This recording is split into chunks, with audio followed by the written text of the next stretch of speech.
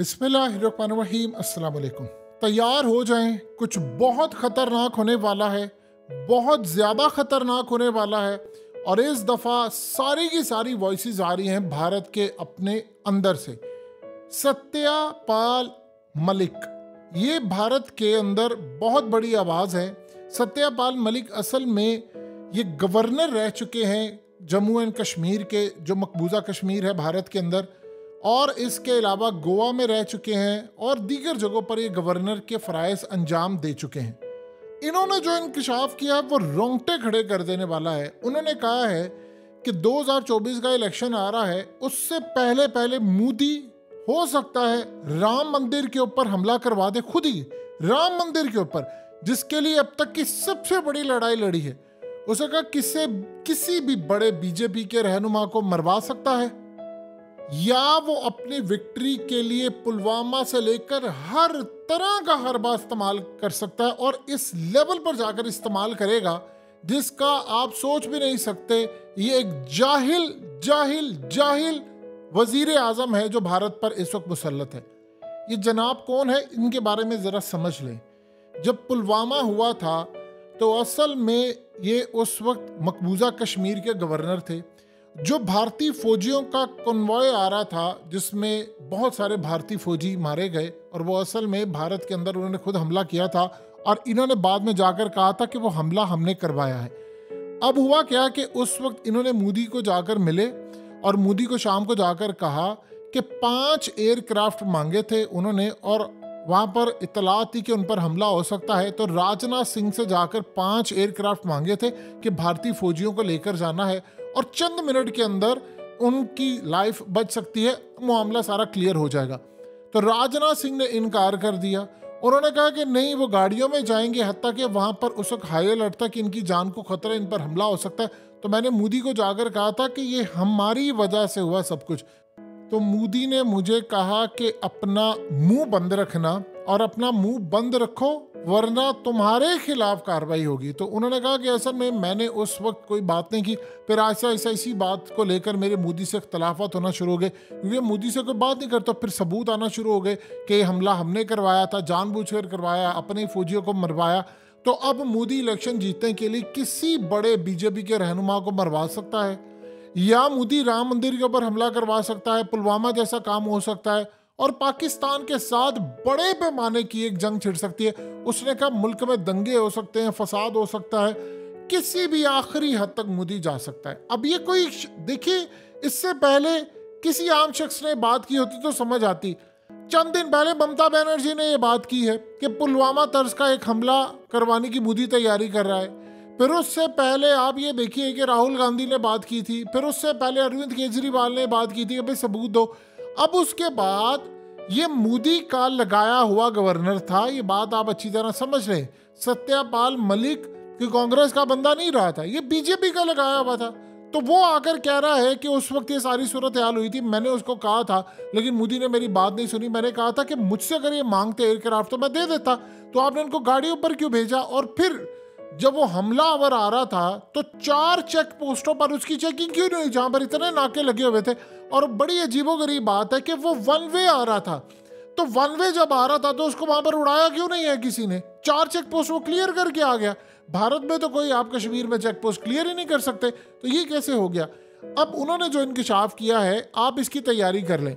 देखिए, एक बात आप ज़हन में रखिएगा, पाकिस्तान में आज जो बाजोड़ में हुआ है ये उसकी इब्तदा थी। भारत अब पूरी तैयारी कर चुका है। मोदी ने असल में, देखिए, अपने मुल्क के अंदर फसाद करना एक अलग चीज़ है। आप अपने मुल्क के अंदर फसाद करेंगे तो आपकी इकोनॉमी को फ़र्क पड़ेगा, बहुत सारी चीज़ों को पड़ेगा।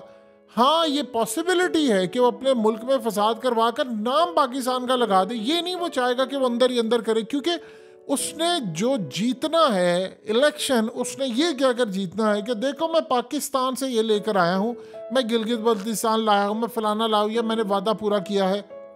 ये सारी की सारी सूरत हाल थी। अब इस सारे मामले के अंदर मोदी तैयारी करके बैठा हुआ है। देखिए, बीजेपी ने पूरी तैयारी की है। ये दुनिया के अंदर प्रैक्टिस है जी, अपने बंदे मरवा दो और उसके बाद आप सारे का सारा मामला उधेड़ दो।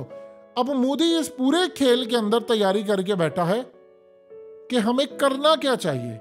अब वो पूरी असल में प्लानिंग करके बैठे हैं कि हम पाकिस्तान पर हमला करते हैं तो उसके बाद क्या होगा, क्या उसके बाद अफगानिस्तान से हो जाएगा, अमेरिका हमारा साथ देगा, यूरोप क्या करेगा। ये सारे के सारे आप अंदाज़ा करें कि भारत ने इस वक्त काम क्या किया है। भारत ने इस वक्त जो चावल थे वो एक्सपोर्ट करना बंद कर दिए हैं, तो पूरी दुनिया कहत में मरना शुरू हो गई है। यानी आप देख लें कि यूएई ने बैन कर दिया है कि उन्होंने कहा जी हम चावल को एक्सपोर्ट नहीं करेंगे। इसी तरह दुनिया के अंदर चावल की किल्लत हो गई है, आसमान पर कीमतें पहुंच गई हैं। ये सिर्फ उसने एक नमूना दिखाया है।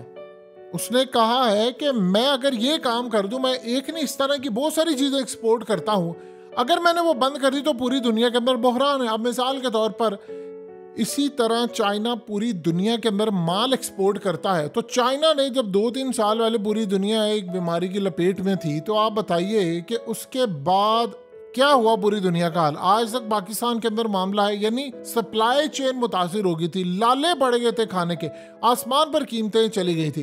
तो भारत अगर किसी को सप्लाई नहीं करेगा तो आप बताइए उस मुल्क का क्या हशर होगा। उसने कहा जी मैंने चावल की अभी सिर्फ बात हुई है तो आप देख लें आसमान के ऊपर कीमतें चली गई हैं। अब यही सूरत हाल है। भारत को पता है कि हमारी मार्केट बड़ी है, यानी मिसाल के तौर पर अब जो वो तेल खरीदता है वो चाइना के बाद सबसे ज़्यादा दुनिया में तेल खरीदता है। तो चाइना के बाद जो बड़े ममालिक है वो क्यों ख़राब करेंगे भारत से अपने ताल्लुकात। उनको पता है हमने अपना माल देना है। इसी तरह भारत बहुत सारी चीज़ें इम्पोर्ट करता है। अब दुनिया में सबसे ज़्यादा आईफोन जो है वो भारत में बिकते हैं। आप देख लें इसी तरह दुनिया की हर चीज़ जो है वो भारत में बिकती है। उनकी आबादी बहुत बड़ी है। तो जब आबादी बड़ी होती है, इसी तरह चाइना की आबादी बड़ी है, आपकी जब आबादी बड़ी होती है तो आप कंजप्शन के अंदर भी बहुत ज़्यादा आगे बढ़कर जाते हैं। तो अब असल में मोदी तैयारी करके बैठा हुआ है। देखिए उन्होंने इलेक्शन जीतने से पहले कोई काम कर रहे हैं, इस तरह नहीं वो इलेक्शन में जा सकते। कर्नाटका का हाल आप सबके सामने है कि क्या हुआ। कर्नाटका में बुरी तरह वो इलेक्शन हार गए थे। तो क्या आप समझते हैं कि वो चाहेंगे कि इसी तरह रिपीट हो? उसको लैंडस्लाइड विक्ट्री चाहिए, हो सकता है 2 सीरिये चाहिए। तो वो असल में कोई ऐसा काम करना चाहता है।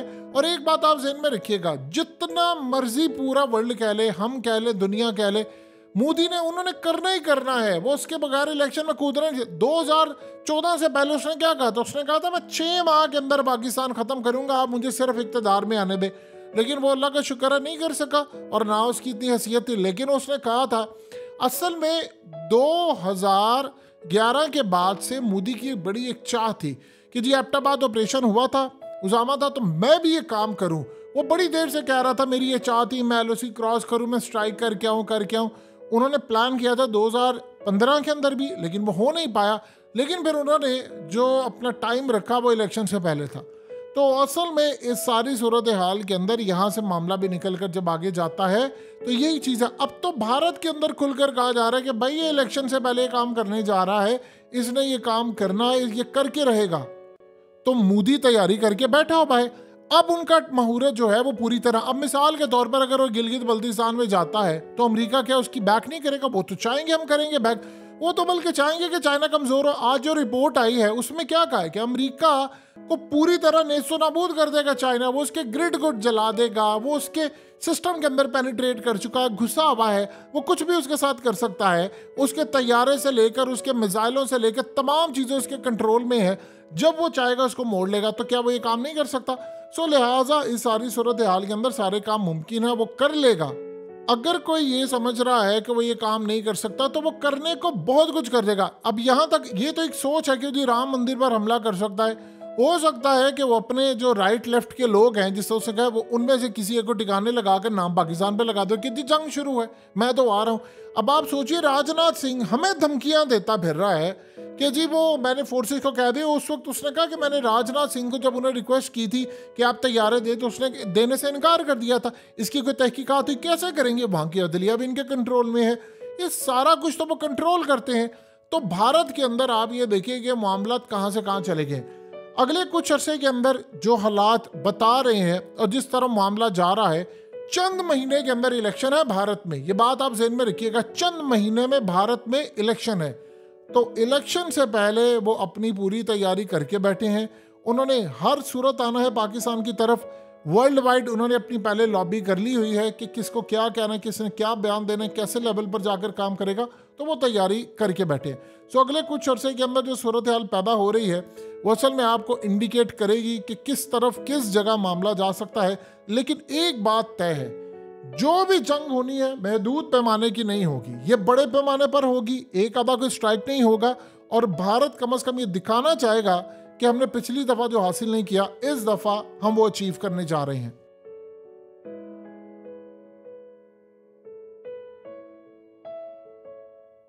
हकीकत टीवी को सब्सक्राइब करना मत भूलें, वीडियो को लाइक करें, शेयर करें और कमेंट सेक्शन में अपनी राय का इजहार जरूर करें।